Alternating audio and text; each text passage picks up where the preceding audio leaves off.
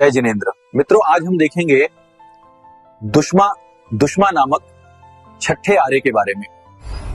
हम इस समय वर्ष 20,525 में हैं। दुनिया में सब कुछ बदल चुका है। ये है भविष्य की दुनिया। टेक्नोलॉजी इतनी हावी हो चुकी है कि लोगों ने धर्म आराधना को भुला दिया है।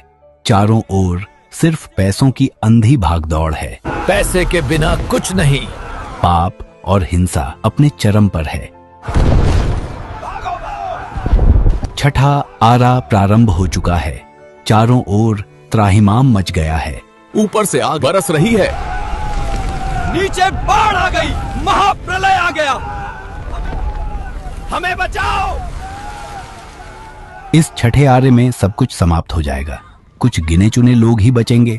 बचे हुए लोगों को भरत क्षेत्र के अधिपति देव उठाकर वैताढ़ पर्वत ले जाएंगे। बचाओ! कोई है? हमें यहाँ से निकालो। ये महाप्रलय है। ये कैसी जगह है? हमें यहाँ क्यों लाए? कोई है?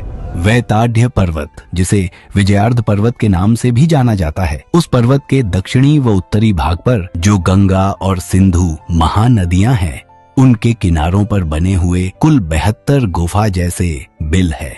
इन 72 बिलों में से 63 में मनुष्य, 6 बिलों में स्थलचर पशु एवं 3 बिलों में खेचर पक्षी रख देते हैं।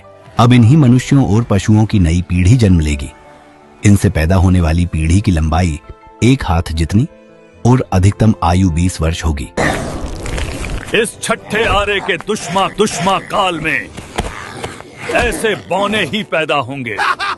इन बौनों के शरीर में मात्र 8 पसलियां होंगी। छठे आरे में जन्म लेने वाले यह लोग दीनहीन, क्रोधी, कामी, क्रूर, अंधे काने, गूंगे, कुबड़े, कुरूप और दुर्गंधित देह वाले होंगे। जिस प्रकार से निगोद में अनंत जीव एक साथ रहते हैं, उसी प्रकार से यह मनुष्य और पशु भी अत्यंत पीड़ा भोगते हुए इन गुफाओं जैसे बिल में रहेंगे। यह है पाप कर्मों का उदय।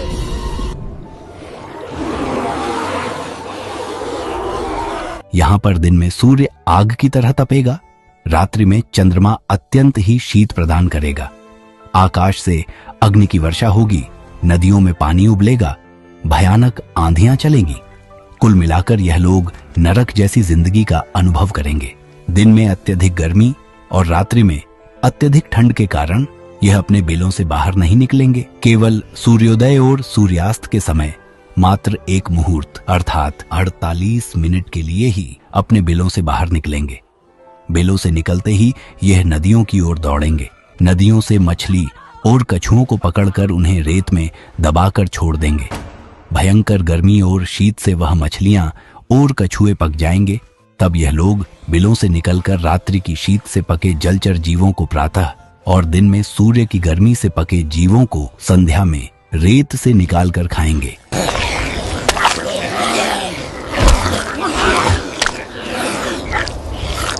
खोपड़ी में पानी पिएंगे।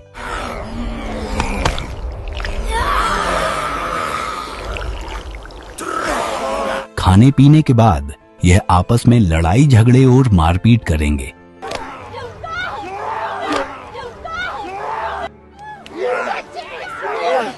उसके बाद वासना में अंधे होकर रिश्तों की मर्यादा को भुलाकर अपने ही परिवार की स्त्रियों के साथ दुष्कर्म करेंगे।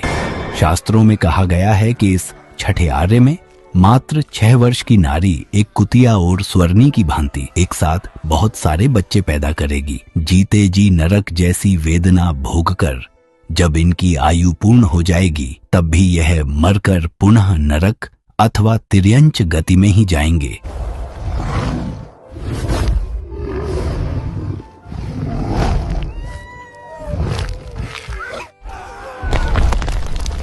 हमने जिनेंद्र भगवान की वाणी क्यों नहीं सुनी? हमने पाप कर्म क्यों किए? हमने पाप क्यों किए?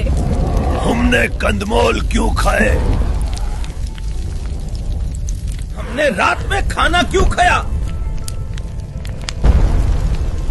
अगर तुमने अपने पूर्व जन्मों में तीर्थंकर भगवान की वाणी को मान लिया होता तो तुम्हें इस भयानक नरक में नहीं आना पड़ता।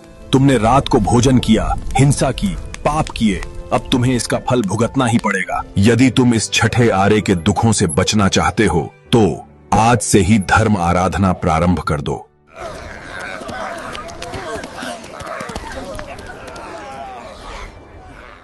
मित्रों, छठे काल की इस भयंकर वेदना से बचने के लिए हमें अधिक से अधिक धर्म आराधना एवं श्री जिनेंद्र भगवान के बताए हुए मार्ग पर चलना होगा। सभी प्रकार के पापों से दूर रहना होगा। इस वीडियो में अभी हमने 21,000 वर्षों तक चलने वाले अवसर्पिणी काल के छठे आर्य का विवरण देखा है। अवसर्पिणी काल की सूची आप स्क्रीन पर देख सकते हैं। इस छठे आर्य की समाप्ति पर उत्सर्पिणी काल प्रारंभ होगा। आगे क्या होगा जानने के लिए पार्ट 2 देखिए। छठे आर्य के विवरण में जिन आज्ञा विरुद्ध कुछ भी कहा गया हो तो मिच्छामि दुक्कडम। जिन शासन की जय जयकार। धन्यवाद।